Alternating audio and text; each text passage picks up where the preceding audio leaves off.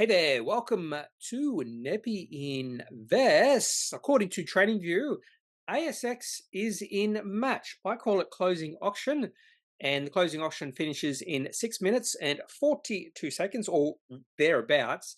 It doesn't exactly finish at the same time every single trading day. I could be wrong, but I'm pretty sure that is right.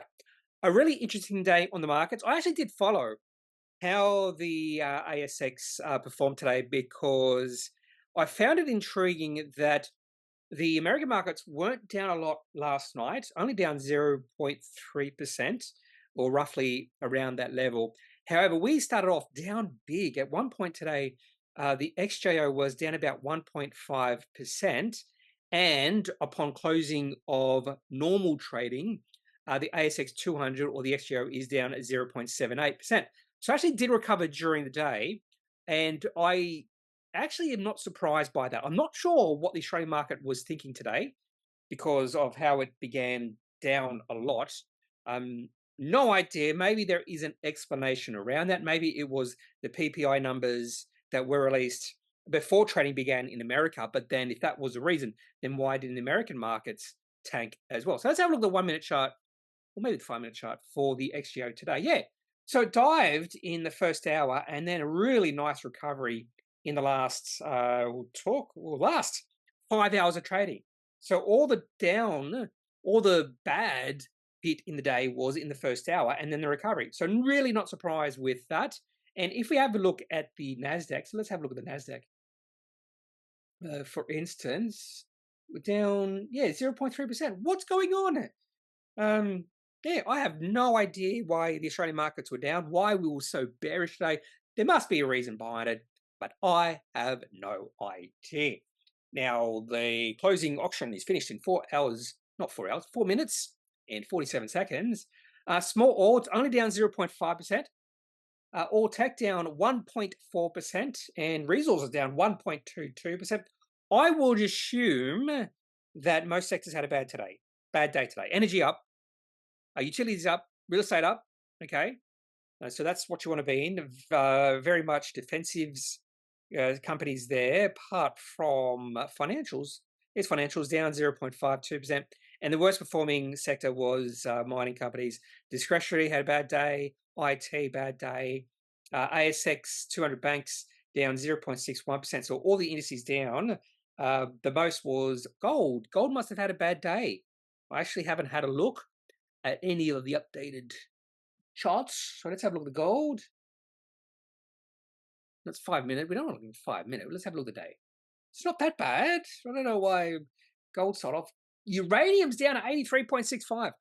Might be time to get interested in uranium. Let's have a look at the line chart for uranium. It's in a support zone. This sort of shaded green area, the lower shaded green area, is possibly a support zone for uranium. I think maybe you can't see it there. Yeah, actually you can see it there.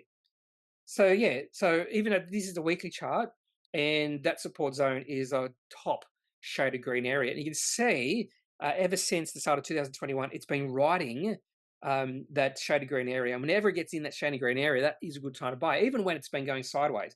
So possibly a time to buy uranium. Maybe this is the dip I was waiting for. A Bitcoin down, big down day for Bitcoin. What's going on there? Sell, sell, sell. Well, that's the weekly chart. Let's have a look at the daily. Right back at support, right on support. And of course, we have seen Bitcoin have bad days in the past.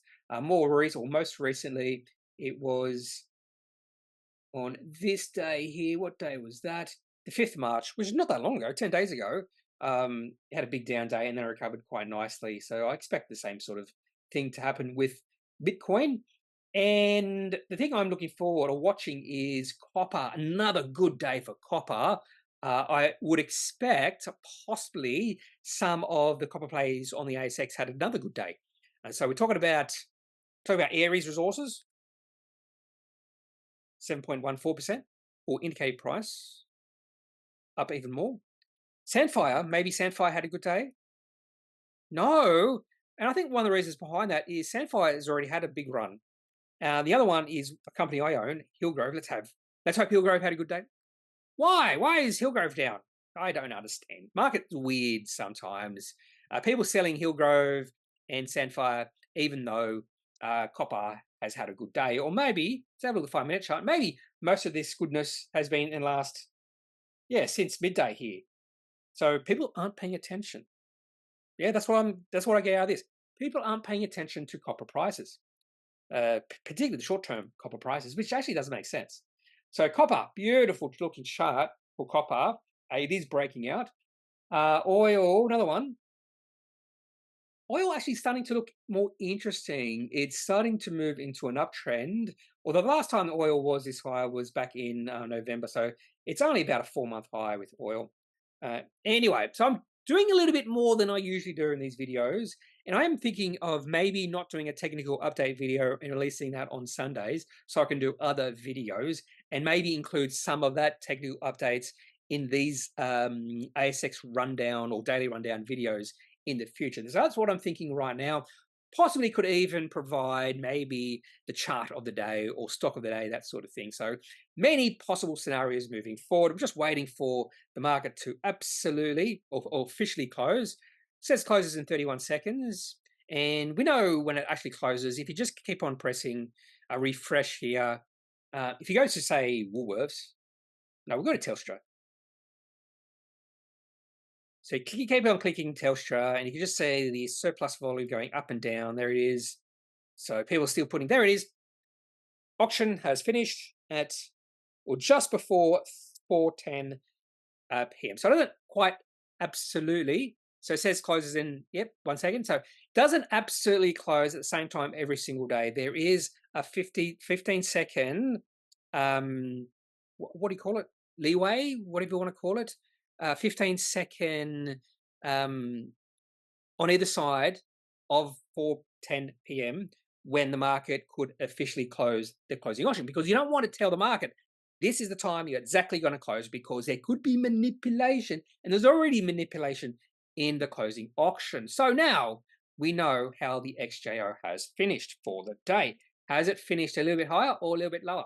Oh, the closing auction was amazing. So remember, the ASX 200 was down 0.78 and the All was down 0.82.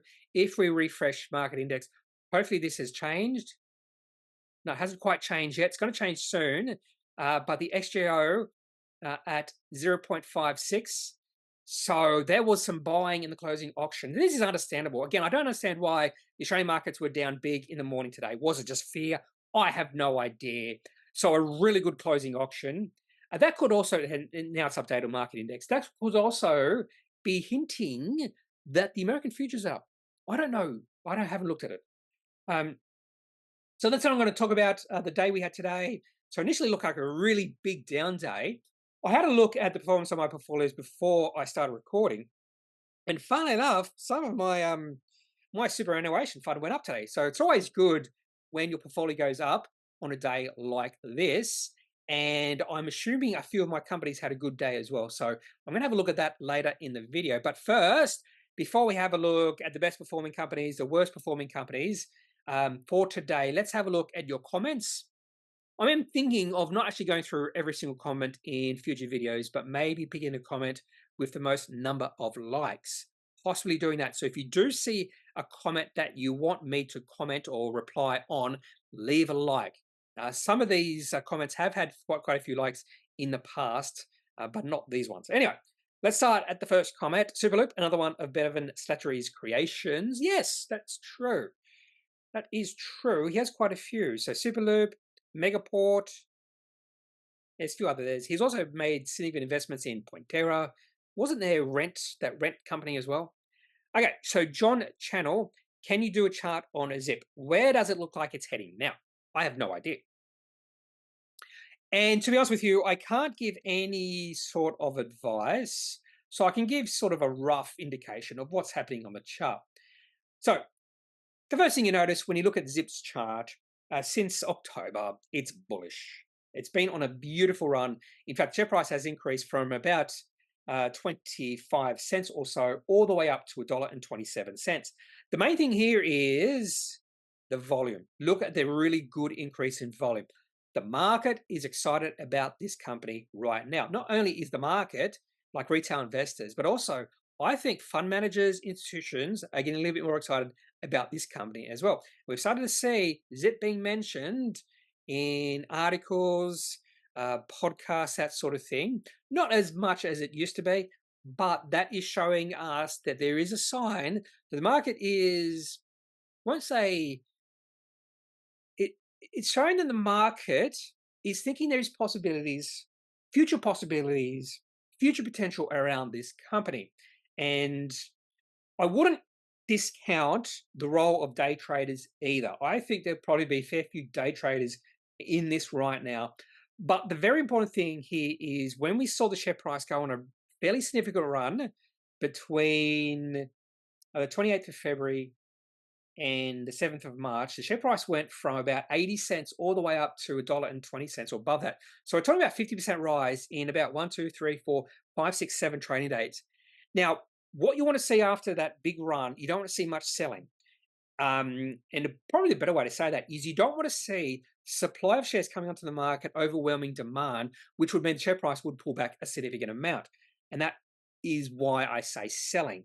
And we haven't seen any selling. In fact, we've seen enough demand to match any selling. So right now we're seeing a bit of a fight between the bears and the bulls, or the sellers and the buyers right now with Zip. And the share price is going sideways. A lot of volatility in there. So from day to day or intraday, a lot of volatility. There's one day, in fact, a lot of the days we've seen the share price range about 10%. So for instance, on the 8th of March, share price high was $1.32.5, and the share price low on that day was $1.20. So that is, that's a 10% range in just one a day. Even today, share price looks like it is up. Share price at one point today was down as low as $1.19 and as high as $1.30. So again, almost a 10% range in trading today. So a fair bit of volatility. And I wonder if you can see that in the 5-minute. You should be able to see it in the 5-minute chart. A lot of volatility. So you can definitely see the volatility here, but it's going sideways. You can perfectly see that. So whenever the share price gets to about or just above $1.32, it finds a little bit of resistance, probably even $1.30. But whenever the share price falls towards $1.20, a bit of support. So what you can do, and this is, I do this on daily charts all the time, even weekly charts, you can just draw a line here, just showing support or the bottom of the range and the top of the range, and then you could just wait for this to be broken. And if it breaks above $1 and say 30, if it gets to say $1.34, that could be a breakout in time to buy. And if it falls below say $1.18, give it a little bit of lee room, and maybe over a few days, that might be a time to sell. That's the way I play. I have no idea which way it's going to move for me. I can't read the future, but the way you use technical analysis is you just use these signals, these sort of signals, breakouts, that sort of thing. And doesn't mean those breakouts will lead to you making money, because no system is 100% foolproof. But that's what I would do with Zip. And today was a good day for Zip. It was up, I think. Let's have a look. Confirm, because TradingView is not up to date just yet. But Zip, so finished at $1.29.5. So even better than what market index is saying now, 127. So a really bullish end to Zip for the day. So no idea which way it's going to move. So all I do is just play what's happening, what I'm seeing on the charts. And this point in time, I did sell. Then I bought back in. My first sell was a little bit of a, probably, if I go back to the 5-minute chart, my original sale was just me thinking the share price might take a tumble, but it didn't. So I was wrong. So then I bought back in. That's as simple as what I was wrong. And then you have to admit when you're wrong. That's very important. Not only in this investing or trading, but also in life. Very important to know when you're wrong. Too many people are just searching for something to reconfirm their misguided beliefs or opinions. And that's the biggest problem today. People aren't willing to judge their opinions. Anyway, I don't want this to be a sermon. Let's have a look at Amazing World Video. I wonder if you make Amazing World videos. I'd like to see your Amazing World video. Bit more explanation with Appen, please. I've invested heavily around $2.50. Sorry.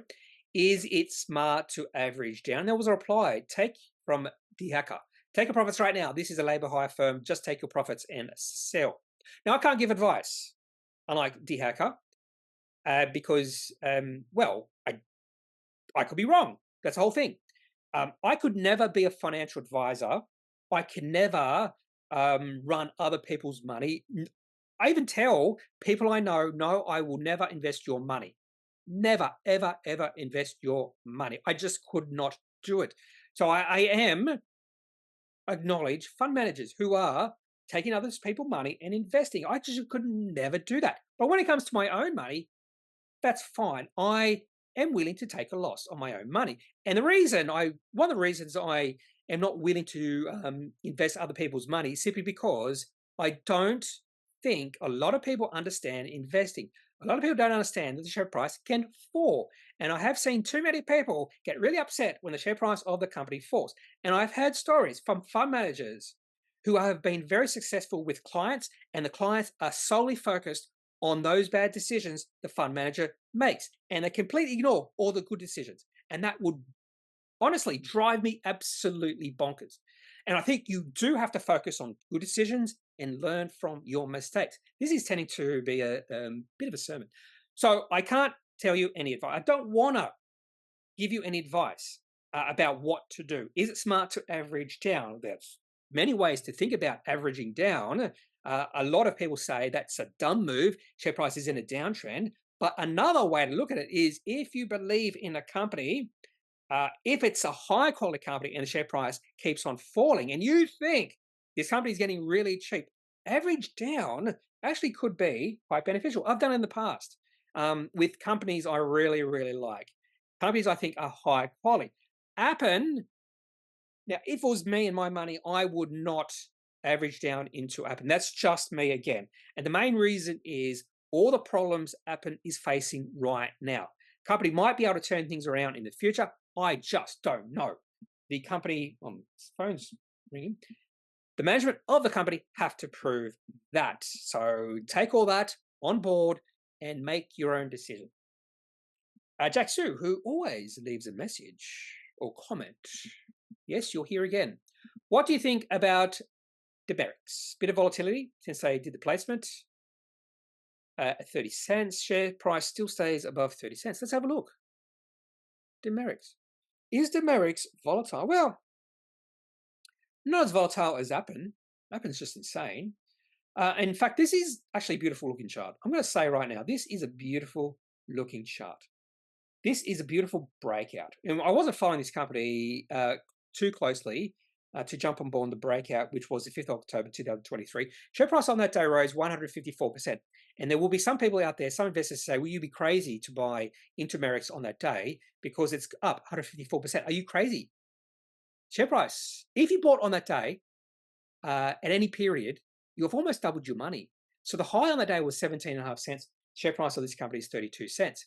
The low on that day was 9.6 cents and it closed at 15.5 cents. So if you bought at the close on that particular day, you've doubled your money, even though the share price rose 154%. So never listen to people who say, no, you can't, you're too late. It's over. The run is over. There's no more upside left. Look at the chart. Plenty of upside. The reason there is possible upside when you see this sort of movement is there's new information and it takes time for the market to digest that information. Sometimes you will see the share price continue to fall. So the market digested information and the market got a little bit too excited back then. In this case, the market digested the information and went, this is pretty good news. And that's why the share price is higher. So there has been a fair bit of volatility the last 4 days. And you probably can see that again in a 5-minute chart.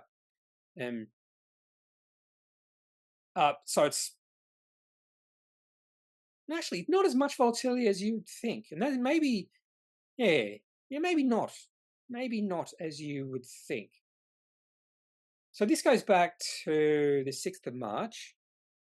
And just by looking at this, the share price actually is in an uptrend. So I thought there'd be more volatility in that, but no. And that sort of confirms the share price is in a chart. The share price is in a chart. The share price is in an uptrend. The share price went on a pretty significant move over 3 days, up 27.7% on the 6th of March, up 1 or down 1.8% the next day, which is okay, and then up another 10% on the 8th of March. And when you see that sort of rise over a short period of time, it's very healthy to see the share price really do nothing over a few days. Just take a breath. You want the share price to just take a breath. You want profit takers to leave, to take their profits and move on to the next plaything. And that's what's been happening over the past few days, more than likely. A lot of profit takers out there, but there's been enough demand of shares to meet that supply of profit takers. So a little bit of volatility in there, but overall, share price is still in an uptrend. So it looks pretty good. And I do have a small position in Demerix, and I'm going to ride that position as long as possible. I'm not going to sell that position, hopefully for many, many years. And if it's many, many years, more than likely share price is going to be significantly higher than this, hopefully. So that's Demerix, and thank you, Wally. I'm looking forward to your grade my trade videos. Won't necessarily call it trade or grade my trade, although that does have a nice little poetic nature to it, grade my trade. I was thinking of assess my trade, but grade my trade, just a nice little ring to it. So maybe, Wally, you have just opened my eyes in regards to calling it grade my trade. And the last one, Zamosu, would be interested in your thoughts on LaserBond and WOW, which is Woolworths. So let's have a look at that. This could be sort of my technical update part of the video I've been thinking. So at this stage, I might not be doing that technical update, and maybe I could do standalone videos in the future on the Sundays, or maybe I could do my portfolio update or release that video on the Sundays. So let's have a look at LaserBond. I'm a shareholder of this company. I have been thinking of selling my holding in this company because I was actually quite, not upset, but I was not the happiest camper when I saw the half-year results. And the market wasn't happy either. And the share price has fallen to 69 cents. And the reason I'm not selling now is there's a possibility the low has been reached and we might see a bounce. Now, that could be a mistake, thinking there might be a bounce. But if I do see a bounce back up to, say, 75 cents, there is a possibility I might sell shares in this company. And that's based off the half-year results. I wasn't a big fan. And to be honest with you, when you look at the long-term chart, share price really doing nothing. Share price doing nothing. There's been issues with the the CEO or founder of this company. He's upset with how this company has been performing. And to be honest with you, share price just doing nothing right now. Very important level. I probably would sell if the share price falls below there. So about 65 cents or so. I don't want it to fall to that level, but yeah, anyway. I have high hopes around LaserBond, another company I've been following for a long, long time. I was I was a shareholder back in 2019. Then I sold my shares and I was waiting for to get back in. And I got back in on this little dip here on the 5th of June. There was a nice dip to about 70 cents. I believe I bought about 70 cents. That was a nice little dip and it was moving higher, but then unfortunately, company released the half-year results and market didn't like it. Woolworths has been a downtrend as well. I still think this is highly overvalued for a company that's going to experience virtually little growth.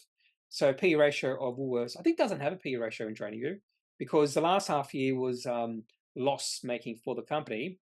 But even when you go back to future years and look at the profit the company has made, and then you apply a little bit of growth, it's still trading at a significant PE for a company that's not growing yet much. But the share price of Woolworths is at a really interesting level, and that's at or just above a support level. So it looks like that support level has been or is remaining strong right now. Now, I would have expected a nice little bounce. We haven't really seen a bounce. So at this point in time, I'd probably just wait. If you want to take a position in this company for the long term, or you want to buy a defensive company, yeah, sure. This company will never go broke. Has a 99.99% chance it won't go broke. There's always a possibility, a slight possibility. But I think if Woolworths goes broke, I think we're all in trouble. But anyway, just because it's a support level, that's the only reason I would even be thinking about Woolworths personally. I just think this company is overvalued. The time to get excited about Woolworths is when the whole market hates the company. The whole market hated Woolworths back in 2016. Funny enough, that almost coincided when the whole market hated BHP and iron ore companies. Share price of Woolworths got as low as $16 back then. You could have doubled your money just in capital returns. For a company like Woolworths, that's exactly what you're looking for. Okay, so let's have a look at the best performing companies today on what day is it? March the 15th, 2023. So let's have a look. Actually, before we do that, I usually go through the announcements that were released. So typically Fridays are the quietest day of the week. And today we've only seen, I'm trying to update it, 49 price sensitive events today, which was half of what we saw on Tuesday, 98 events. So Fridays tend to be quiet, and this time of year tends to be quiet as well. So not much, but there's always a nugget or two. So West African Resources, which is a company I own, intercepts 9.5 meters at 81.9 grams per ton gold. But how'd the market react? Up slightly. Actually, that's interesting. So the gold indice was down and West African Resources was up. So actually the market did like this in terms of relative performance of West African Resources compared to other gold companies. So I actually do have a gold watch list here somewhere. Here it is. Yeah, so red across the board. For instance, Northern Star down 2.6%. Perseus down 3.8%, which might be more relevant to West African because they have operations in West Africa. Silver Lake down 2.3%. Santa Barbara up 3%. Maybe that's a different story. That's a low quality. Regis up 2.4, down 2.5%. Western Gold, is that Western Gold? Or West Gold down 6.8%. What's the other one? Capricorn. And what's the Capricorn? Down 1.9%. So honestly, a pretty good day for West African compared to the other gold miners that I follow. Orabana had an okay day, flat. Okay, so let's go back to the announcement. So that was interesting. Iris to sell its UK mortgages business. This is going to be interesting because we have one company here selling a business. We have another company selling a business, EML Payments. And I'm going to see how they both perform. It's going to be interesting. So Iris is up slightly. So the market's like, nah, whatever. Sell your UK mortgage business, see if we care. And the market didn't really care. It's really interesting here. There's a company called ACDC Metals. There's another company on the ASX called Metallica Minerals. I think there should be more companies that are named after bands on the ASX, or maybe just musicians. So maybe we could have an M&M Minerals company, or maybe we could have an ABBA, or maybe Led Zeppelin Mining Corporation, or Radiohead. So more mining companies named after bands. I wonder if that's why that company is called ACDC Metals. There has to be, I don't know. Maybe it's ACDC because they're doing or mining for electrical stuff to do with electrification. I'm thinking that's it. Maybe has no association, not association, but it's not named ACDC because of the band. I reckon that's why. I have no idea about this company at all. I've never heard of it. So let's have a look at the RIU conference presentation. Are they into electrification mining stuffs? And there we go. We have an electrification thingy on their front page. That's the answer. Powering the future with innovative mine-to-market solutions. I just wish they were named after the band. That would be really interesting. I might even buy the company if that happened. No, that's not true. All right. Colliders suspension from quotation.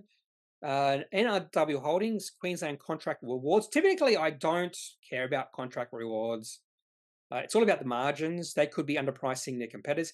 AVA Risk Group, another investor presentation. This is like the second one in a few days. I would be nervous about them doing a capital raising soon. Yeah, 2 investor presentations in 2 days. Probably identical, I would suggest, but why? Typically, when you see that sort of thing, the company is doing capital raising and trying to raise money or get money from institutions. Now, I'm a shareholder of this company, and there's one thing in their presentation, and I've seen this before from the company, but there's one thing about this company makes me not sell, and that is the projected future revenue and EBITDA increases over the next few years. Now, whether they're able to achieve this path to deliver growth over the next 28 months remains to be seen. So in financial year 26, they are expecting revenue, total revenue to be between 57 million and 72 million. EBITDA to be between 15 million and 22 million. EBIT to be between 12 million and 19 million. The market right now is really skeptical that's going to happen because this company is trading on, I'd say it's trading on a market cap about 40 million, I'm assuming, 40.98 million. So if they can achieve these goals in 2 years, this company is really cheap. It's trading at right now about 2 to 3 times EBIT. That's cheap. So I think the market is really skeptical that the company can achieve these goals. But that's the only reason I'm not selling, because at least they've got goals. And I love when companies have goals. What else do we have here? Oh, okay. This is the announcement. Actually, the 2 announcements in a row that I'm most keen to see how the market has reacted. The first one is from Pentanet. Let's zoom in. Actually, let's just open this first. And the only reason I'm interested about how the market reacted to this particular announcement is because of the name dropping. Pentanet extends GeForce Now alliance agreement with Nvidia for cloud gaming in Australia and New Zealand. No numbers here at all. When there's no numbers, I don't get interested. Who knows if Pentanet will benefit financially from this particular alliance agreement with Nvidia? More than likely, Nvidia has all the power in this particular agreement. They have a win-win situation. Pentanet could be lose-lose. I don't know. But name dropping, Nvidia is a hot thing, has been a hot thing. What has the share price risen today? It's risen without doubt. By how much? Let's have a look. Here we go. 80%. 80%. So more than likely, this is the best performing company of the day. Up 4 cents. Got as high as 11 cents. So a little bit of selling. Let's have a look at the chart for Pentanet. Share price has been in a well-defined downtrend. 5GJ. The company is on the precipice of being free cash flow or operating cash flow positive.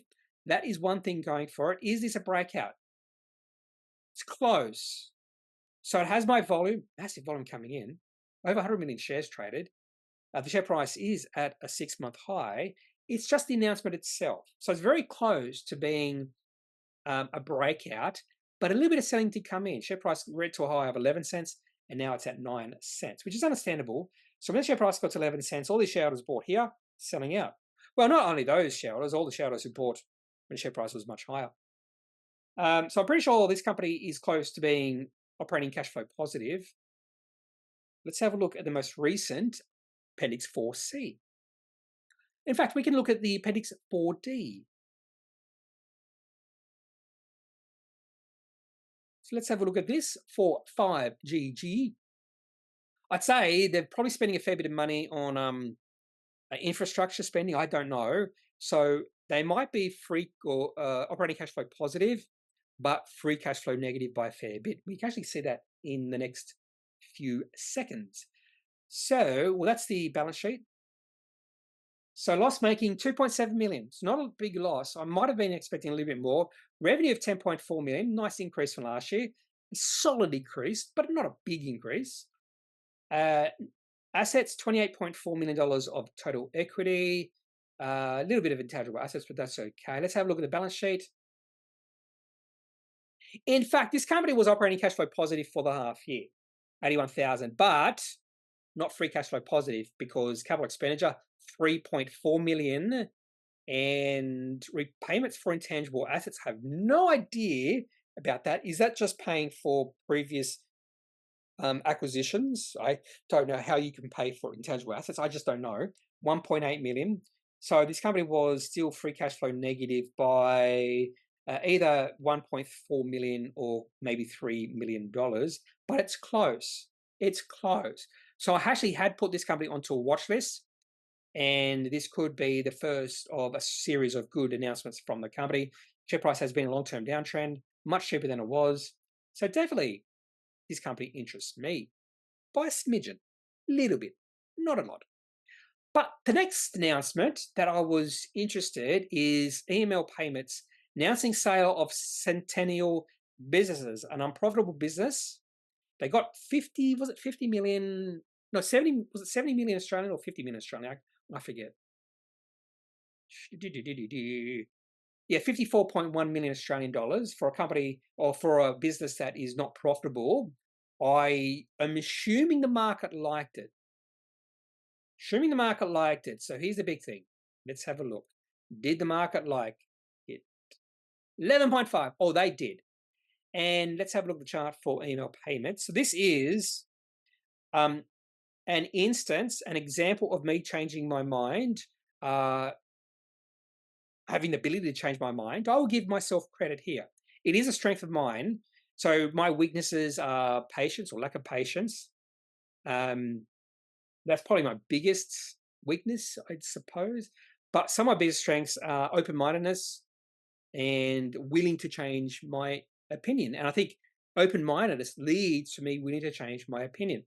And funny enough, I think I might have mentioned EML Payments in yesterday's video. And if I got above this little dashed line about $1.24, that could be a bullish move. So we're at that point right now. And if I see the share price remain above that, I'd love to see the share price just rally along that. Not rally, just go sideways here. That would be a really powerful move forward for this company. And then I could add to my position in this company. So a developing beautiful chart for EML Payments. So I put all my buys and sells. In fact, it goes all the way back. So I've included some of my early buys and then sells. So I bought EML Payments at 80 cents, sold at $1, and then bought back in $1.08. So I'm happy I've made, even though I bought at a higher price, I'm willing to take that because it's up now 18 cents, almost up 20% from when I rebought it back in. SRA Resources, completion of placement, institutional time and offer, down 21.4%. That was unexpected. So maybe they announced the capital raising yesterday and they started trading again today. So it must have been at a significant, not premium, at a significant discount. Well, the other company I want to see how performed today was Singular Health because of the strategic placement. Not Smart Global, SGH. Maybe it's SHG. Yeah, it's SHG. Down. Okay, that's interesting. Okay, so I'm assuming SRA Resources capital raising is done at a significant discount, and more than likely it's being done. The raising is being done at about 55 cents, thereabouts. If the raising is being done at 60 cents, this would be bad. The market hates it. If the raising is being done at, say, 40 cents, the discount is pretty big, the discount to the previous share price. And I suppose the share price falling even further would be a good sign, maybe. So when you see the share price fall 21% on the back of sort of raising, well, there you go. Raising is being done at 55 cents. So what's the point of, the way I look at this, what was the point of giving a discount when the share price just falls to that discount? So those institutions taking part in this particular capital raising can't sell a profit now. So why not just raise capital at 70 cents? That means the share price won't fall. So there's no win-win for anyone here because no one's in profit. Those taking part in the placement or the institutional time and offer, or placement, I mean, they're not in profit right now. So yeah, so whatever. Silly. That's just my opinion. Someone has told me in the past that it's investment bankers who have the power over these companies who want to raise money, and that's why you sometimes see fairly big discounts, because investment bankers tell the management you have to give a discount so institutions are more keen or eager to participate. I'm not sure if that's exactly true, or maybe just leave the institutions out, maybe just go to retail investors. I'm being a little bit hypocritical there because, or contradictory, because sometimes I say when you see institutions buying, when the share price is increasing and volume increasing, that's a good sign, but that's different. They're buying on market. This is just a placement. And a lot of these institutions buying into these capital raisings just want to take a profit, a small profit through the raising. They're not there for the long term, most of them. Some of them are, but a lot of them aren't for the long term. Anything else? Clarity Pharmaceuticals, down, not interested. I might have missed a few here. Rectify Technologies appointment of Zorn Wong as CEO and chairman to retire. That might be good news. Chairman's retired because he's been a focus of all the bad things happening with that company. Anyway, okay, now to the best performing companies on the ASX today and the worst performing companies. We'll start at the best performing companies. Now let's start at the worst performing companies today. So this is by market cap, and SRA Resources is one of the worst performing companies because they did a capital raising at a pretty big discount and the market didn't like it.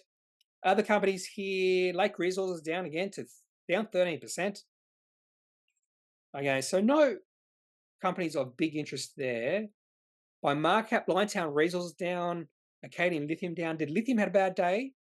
Probably. So gold had a bad day. Emerald Resources down big. West Gold, Phineas. I actually did hold Phineas until recently, and then I took profits on that company. A very small profit, like 2 cents.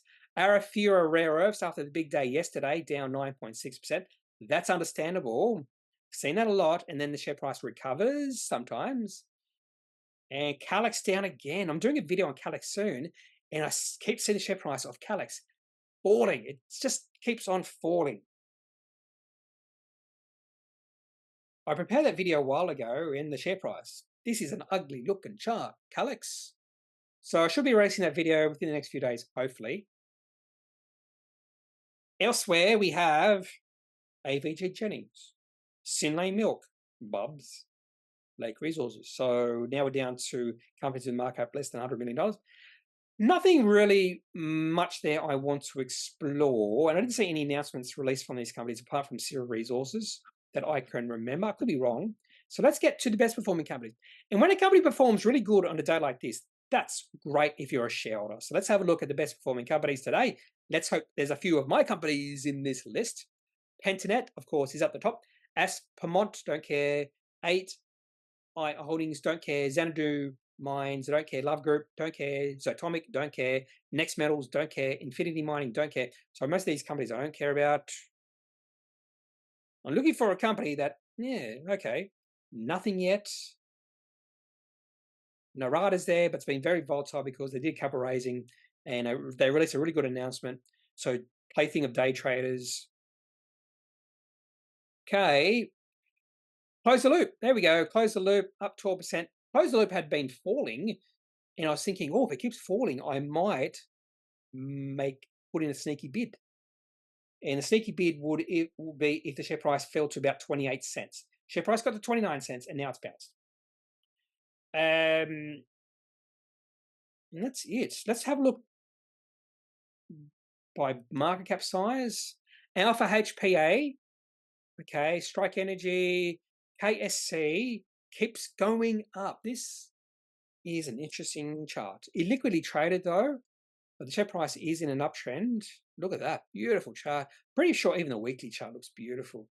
Bit of an acceleration in the share price increase though, but a beautiful. I'm not even sure I've done much research on this company, but maybe I should because the market likes it. Bit of an increase in volume as well. EML Payments is there. Vista Group. Oh, maybe I should have sold out of Vista Group. Doug Technology is there. It's happy to see that. Frontier Digital Ventures. This chart could be looking interesting. This chart could be a breakout. Oh, I think it is. I think this is trying to break out. Some really big volume coming in. So it's gone past the recent highs we saw back in late December. And just look at the volume. That's the main thing to look at is the volume, increasing volume. So this is starting to look like a beautiful chart. Frontier Digital Ventures, Aries Resources had a good day. And that could be it. Atlas Pearl's up to 17 cents. Sold. Oh, and National Tire and Wheel. Oh, I should have done that. I should have bought it 49 cents. I was expecting a bounce, and now we're seeing the bounce. And the bounce is off the support level. Look, beautiful play. Look at that. I would probably want higher volume though, but it's off low volume, which probably means the sellers are now exhausted. Not literally exhausted, but there's not many sellers now. They've all sold out. Those who want to sell out have probably sold out of National Tire and Wheel. And that's another reason why I was thinking of buying. And I thought maybe there could be a little bit of support at that price. But there's plenty of opportunities there. Or Prophecy. I want to see if Prophecy is breaking out. It's another company I own for the long term. This company has potential for the future, but it might be quite a few years until it realizes that potential. And it's trying to break out. They did release a pretty good announcement a few days ago, and it's trying to move into an uptrend, isn't it? I would prefer to see bigger volume, but the volume over a week looks pretty good. Okay, and that's it, I think, for the top gainers. And is that all I'm going to do for today's video? I think it might be. One thing I might just do is just have a look at the XJO and how it performed today, or this week, actually. Let's have a look at how it performed this week. I'm expecting it had a down week. Yeah, without a doubt, it had a down week. XJO down 2.25%. What's really interesting, let's go back to the daily chart. It looks like the XJO has bounced off a support level today. That support level is around about 7,600. Remember, the market or the XJO had a hard time breaking through 7,600. Today, the low was 7,591.4, and then buying came in. So maybe we're seeing a bounce off support level for the XJO. Go, you good thing, XJO. Even though I don't invest in many or don't invest many ASX 200 companies. That's all for today's video. Have a good day. And again, if you want me to reply to any of your comments, leave those in the comment section of this video. And if there's not like 100 comments, I will reply to most, if not all, of the comments. Or I might do that thing where the most likes of a comment, I will just do that or reply to that comment. And don't forget, I am not a financial advisor. I don't want to be a financial advisor. I think they have a thankless task, thankless job. They might get paid well. I actually don't know if they get paid well, but I'm not a financial advisor. If you do need financial advice, make sure you seek out someone who is qualified and can speak to your own financial needs. That's it for this video. Have a good day. Bye.